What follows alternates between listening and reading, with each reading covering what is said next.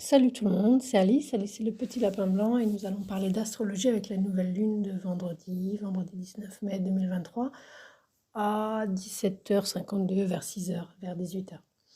Alors, qu'est-ce qu'on a? Quelques heures avant, peut-être même la veille, la lune aura fait sa conjonction à Uranus. Le soleil a fait ça euh, vers le 10 mai, je crois, il me semble.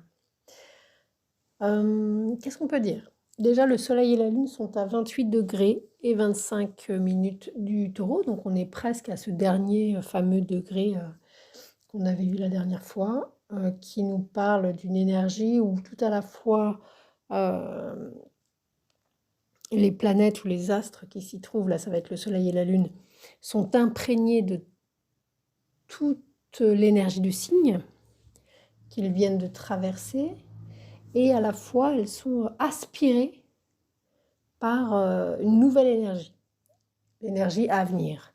Donc il y a quelque chose à la fois karmique, une empreinte, une imprégnation, quelque chose qui ne sera plus, et qui doit être clôturé, et à la fois une aspiration, un côté un peu avant-gardiste.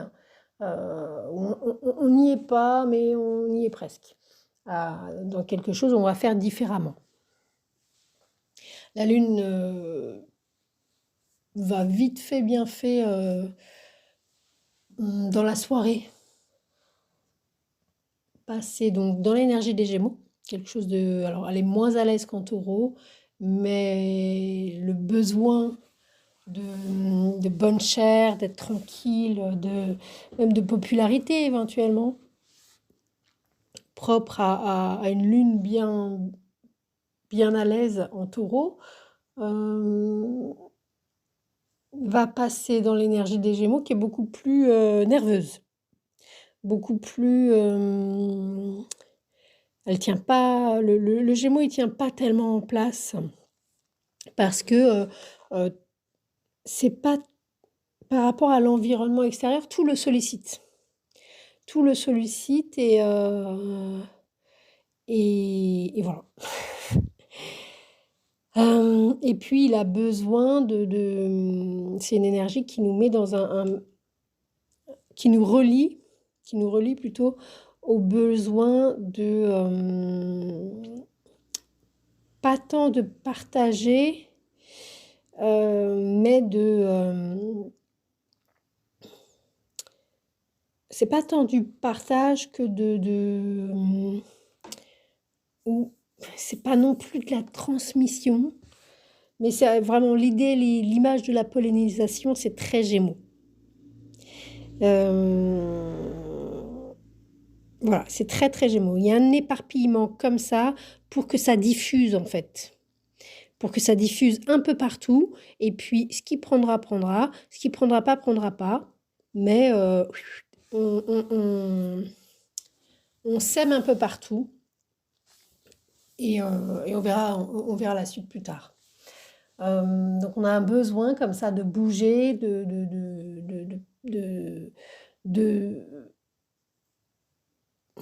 légèreté. On n'a pas forcément envie et puis une envie aussi d'accélération, d'autant plus que ce sera passé par Uranus. Donc il y a vraiment cette idée de très aérienne, très, très, très signe d'air, avec la conjonction à Uranus, le passage en Gémeaux. En Taureau, il y avait quelque chose de très concret. Il y a quelque chose de très concret, hein. Jupiter vient de rentrer à ce moment-là. Jupiter, il rentre mardi soir. Il rentre mardi, en tous les cas, dans l'énergie du Taureau. Donc, la joie des bonnes tables, on en parlera toute l'année. Tout le monde va en parler de Jupiter en Taureau. Là, il commence son transit en Taureau au carré de Pluton. Mais par contre, il terminera le transit. Son passage Jupiter terminera son voyage en Taureau avec un trigone à Pluton. Donc ça, c'est intéressant. L'année prochaine, non, un an plus tard, l'entrée en Taureau, c'est un peu tendu avec Pluton là. probablement financier quand même, tout ça. Jupiter qui est en Taureau, gouverné par Vénus, et puis, au carré de Pluton. Bon. Et puis, donc voilà, Jupiter va faire plusieurs aspects importants tout au long de l'année, mais d'ailleurs tout à la fois, s'il se met au carré de Pluton en entrant en Taureau là cette semaine, il se met immédiatement également, alors de manière moins précise qu'avec Pluton, mais de manière plus longue par contre, ça va durer plus longtemps, au sextile de Saturne. Et ça, c'est vachement bien. Ça, c'est très très bien parce que les deux planètes sociales là, qui s'entre-soutiennent, voilà, il y a quelque chose d'assez sérieux sur le long terme, bon, pour construire, voilà. Avec l'énergie de Saturne, avec le poisson, on a quand même une idée de, d'entraide, de sensibilité à l'autre, d'entraide par empathie. C'est pas forcément très intéressé, ça peut, mais disons que c'est de base, on va dire consciemment, c'est pas intéressé. Donc c'est gratuit. C'est du don, quelquefois de la perte, mais pour l'énergie du poisson. Bon, on revient à notre nouvelle lune. Donc elle, par contre, elle est en bon aspect à Pluton. Donc il y a quelque chose qui commence tout à la fois, on le rappelle, c'est en fin du Taureau. Ça va passer dans un signe d'air. Et s'il y a un bon soutien à Pluton, il n'est pas en Capricorne, il est encore en Verseau. Donc il y a vraiment, finalement, c'est une nouvelle lune en Taureau qui est quand même vachement aérienne. En passant par Uranus, au trigone de Pluton en Verseau, et à 2 doigts d'entrer en Gémeaux. Mais bon, les bases, les racines, pardon, de cette nouvelle lune sont concrètes, palpables, en présence, c'est du présentiel, hein, comme on dit aujourd'hui. Et puis c'est du plaisir, effectivement, c'est vrai que le Taureau, c'est du bon sens, c'est se faire plaisir, c'est très sensoriel. Et puis c'est vraiment les plaisirs de bouche également. C'est vraiment le goût, les saveurs et ce qui est goûtu et ce qu'on aime et au niveau du goût. Vraiment, c'est pour ça que c'est une énergie il y a beaucoup de métiers de bouche, avec le Taureau. Ça, c'est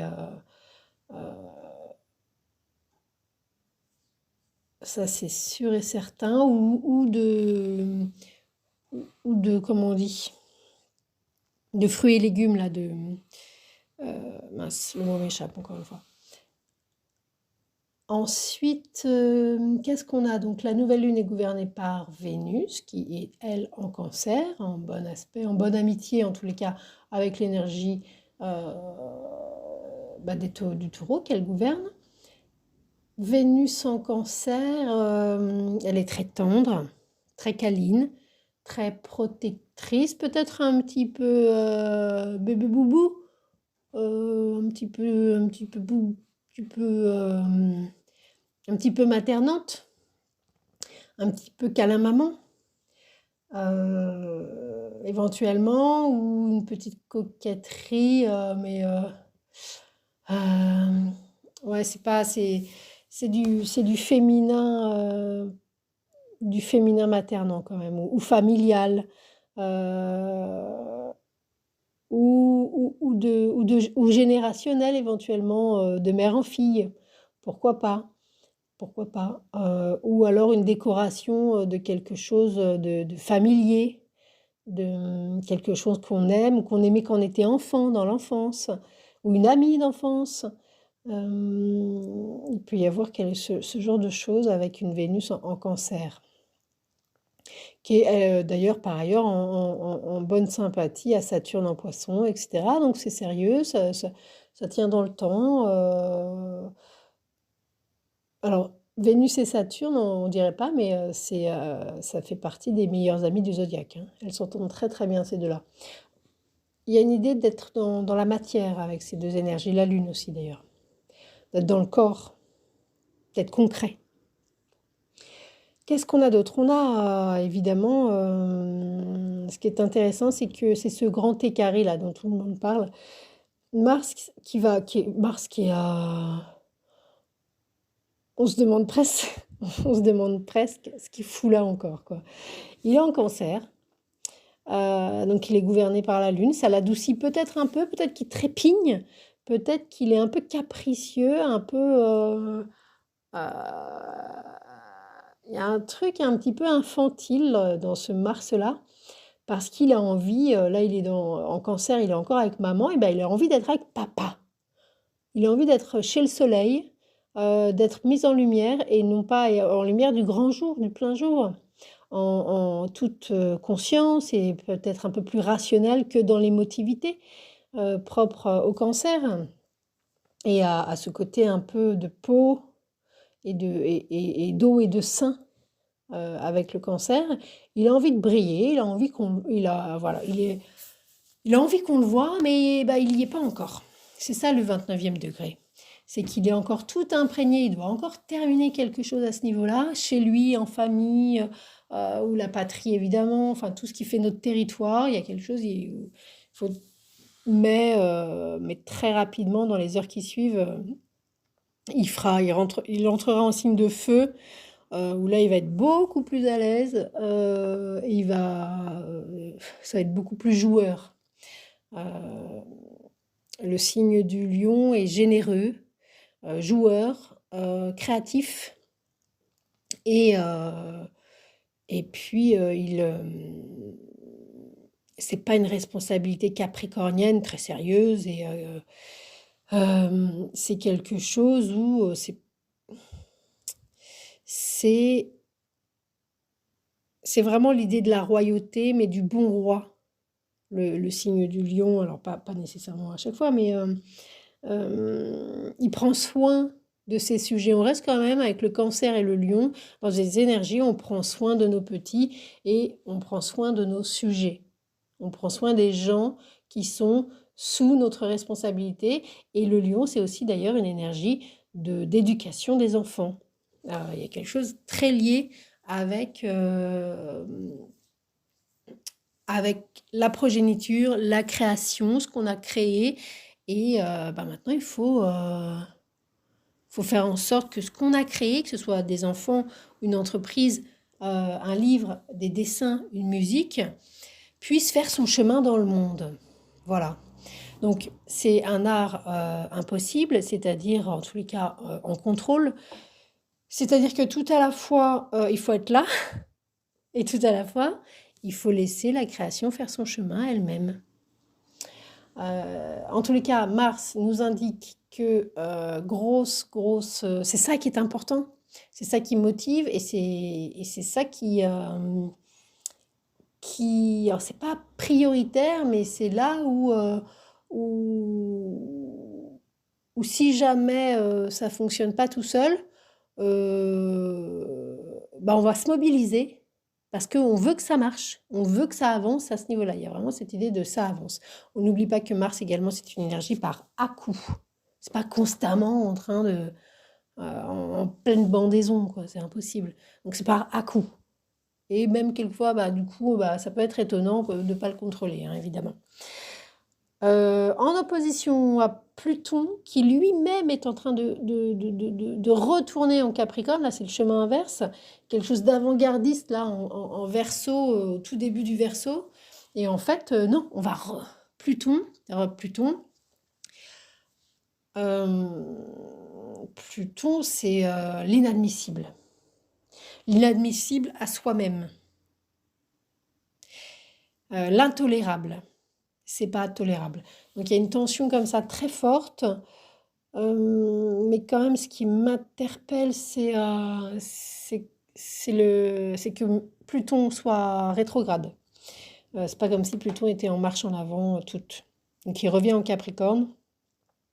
Bon, il y a quand même une grosse tension et en plus, évidemment, tension à Jupiter, toile de fond sur une bonne dizaine de jours. Une bonne dizaine de jours on va dire, du plus ou moins de la nouvelle lune, oui, la nouvelle lune de mercredi, au moment du passage de Jupiter, en fait, en taureau, jusqu'au 25. Vers le 25 mai, déjà, ça va s'assouplir et ce seront d'autres aspects qui prendront euh, la vedette, comme le fameux sextile de Jupiter à Saturne. Qu'est-ce qu'il y avait d'autre? Ouais, il y aura d'autres choses. Il y aura certainement les aspects de Mars au Soleil aussi. Mars est quand même en très bon aspect, lui aussi également, au Soleil et à la Lune. A priori, peut-être qu'effectivement, il faut vraiment suivre les intentions qui apparaissent plutôt que Jupiter. Jupiter, il va donner une espèce de convention, de prestige. C'est comme si on changeait de grille de lecture au niveau de ce qu'on trouve prestigieux dans la vie, au niveau d'un idéal pour briller en société. Et ben ça change, c'est plus comme avant. Donc ça peut créer des angoisses parce qu'on a quand même un gentil Pluton qui fait trembler les murs de l'intérieur.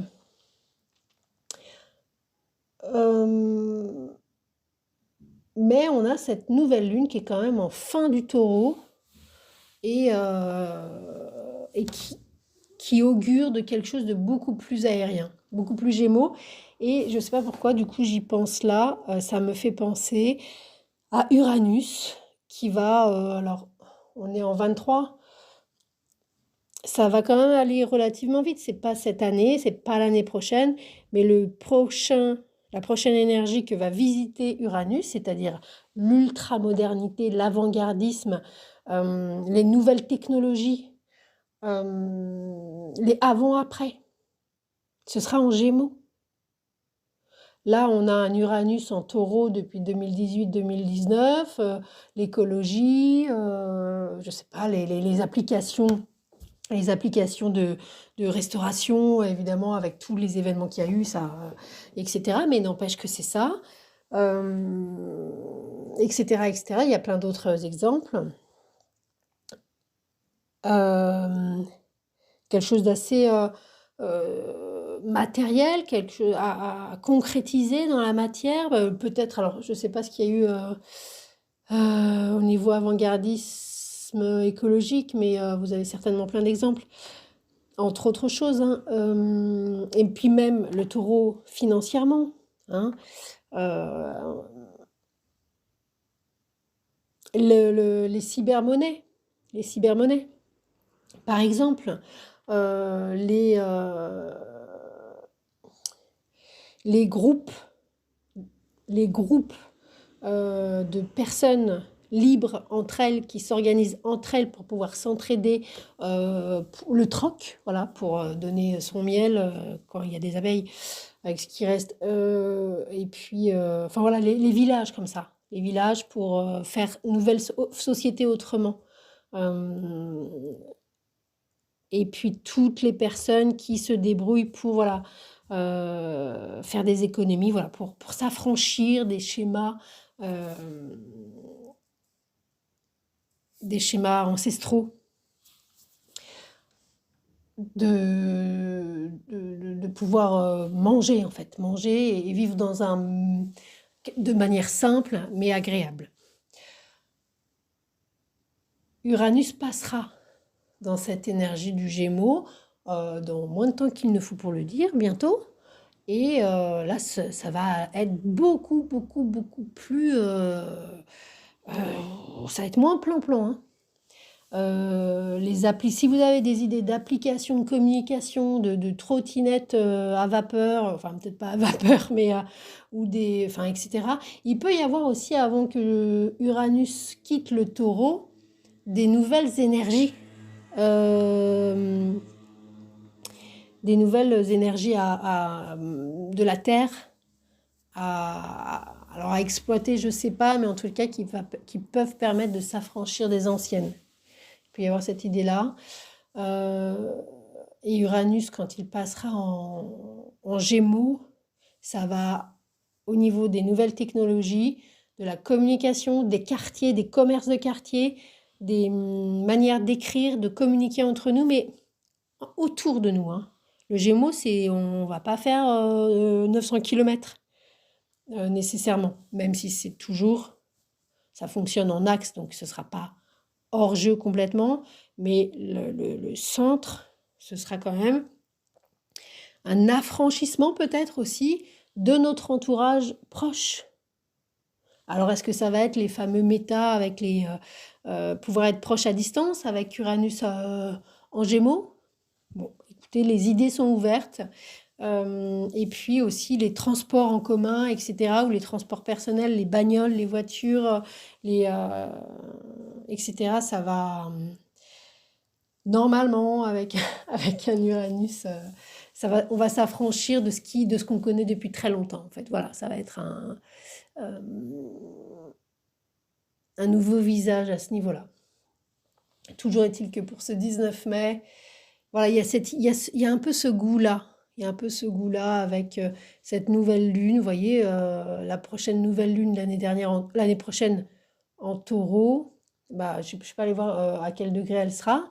Mais ce serait intéressant de voir les 2 prochaines années, ce qu'il en sera. Donc il reste 2 nouvelles lunes hein, en taureau avant que Uranus passe en Gémeaux. Donc c'est rien du tout. Hein. Voilà, qu'est-ce qu'on a d'autre? Bon, bah Mercure a pris sa marche directe. On a quand même, on voit au début du taureau, là, il y a quelque chose qui commence ici, même si le nœud nord fait marche arrière, donc lui, il termine. Hein. Il y a vraiment un truc, et de l'autre côté, ça s'en va. Soleil et lune sont aspirés par le Gémeaux. Le soleil sera en Gémeaux dimanche, 21 mai. Et puis, Mercure, Jupiter et le nœud nord sont quand même dans la même poche. Donc là Jupiter il se fait plaisir, Mercure il envoie les invites, je sais pas. Mercure il est tellement dans la communication justement et dans les déplacements. En taureau, ça peut être des questions alors ça peut être des chèques, ça peut être des choses comme ça ou il va communiquer de manière assez concrète, assez placide, assez simple. Il va pas, c'est pas le philosophe du zodiaque, hein, le mec qui a qui a Mercure en taureau. Hein. C'est juste l'essentiel. Salut, ça va? Ouais. Cool. Voilà. C'est pas les plus grandes discussions du monde, hein, quand même. Ça peut rester quand même assez pratico-pratique. On va manger? Ok, on va manger. Discussion, c'est assez simple, hein, c'est des discussions assez simples et du bon sens. Et puis, on va pas remettre en question les choses avec Mercure en taureau. Pas vraiment, il va voir ce qui est, c'est bien. Et puis en plus, on peut même être assez plutôt têtu. Alors, c'est pas qu'on est têtu en fait avec un Mercure en taureau, c'est que on voit pas trop à quoi ça sert de penser en fait. C'est plus une énergie pour le coup, ça va mettre l'accent sur le côté concret de Mercure, qui est une planète d'air, hein, Gémeaux d'ailleurs, et Vierge, qui est un signe de terre quand même. Mais donc ça peut être éventuellement plus, en tout cas plus des petits mots ou des petits livres parce qu'il y a l'objet de ou du plaisir, hein, avec le taureau.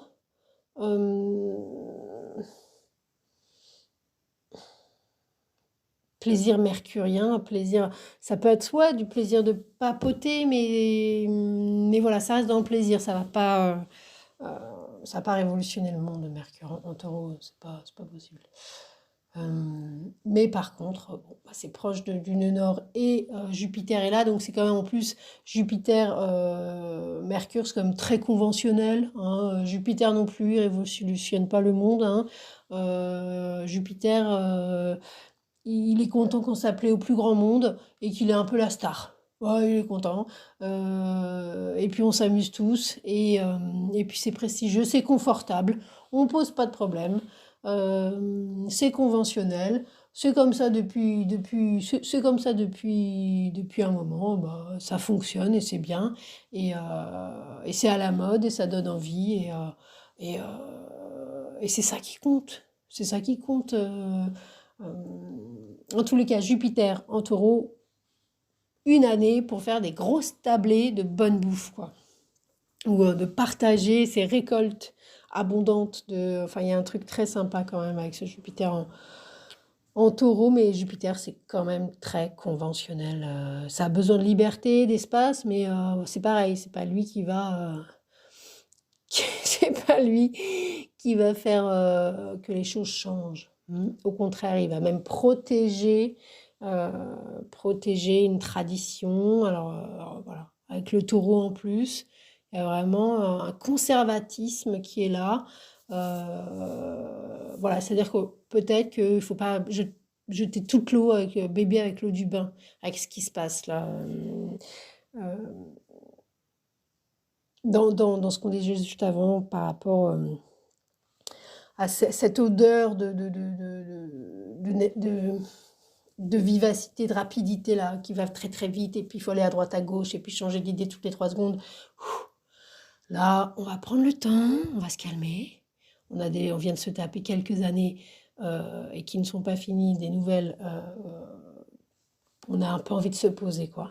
Un peu peut-être envie voilà, de faire des bonnes bouffes à la campagne avec des gens qu'on connaît. Et c'est cool. Voilà, on va se calmer. Et sans forcément révolutionner le monde. Pour le moment, là, on a juste envie de se poser. Se poser et de bien bouffer et de bien rigoler entre nous avec Jupiter en taureau. Si c'est possible, en tous les cas, c'est ça qui est bon. Voilà, voilà. Et puis ensuite, ouais, on a parlé de Mars qui va prendre un petit peu plus d'allure. Il va avoir un petit peu plus d'allure rapidement, Mars, en passant en Lion. Et par ailleurs, il va activer l'énergie du Lion qui va être particulièrement importante cette année dès le début du mois de juin, puisque Vénus, et ils feront une conjonction d'ailleurs dans l'énergie du Lion. Donc ça va être intéressant. Le blablabla, Vénus sera en Lion de début juin à début octobre. Et puis, bon, bah voilà, ensuite c'est signe par signe, ça il faut aller voir les copains et les copines. Voilà, vite fait, pour la nouvelle lune du vendredi 19 mai 2023. C'était Alice.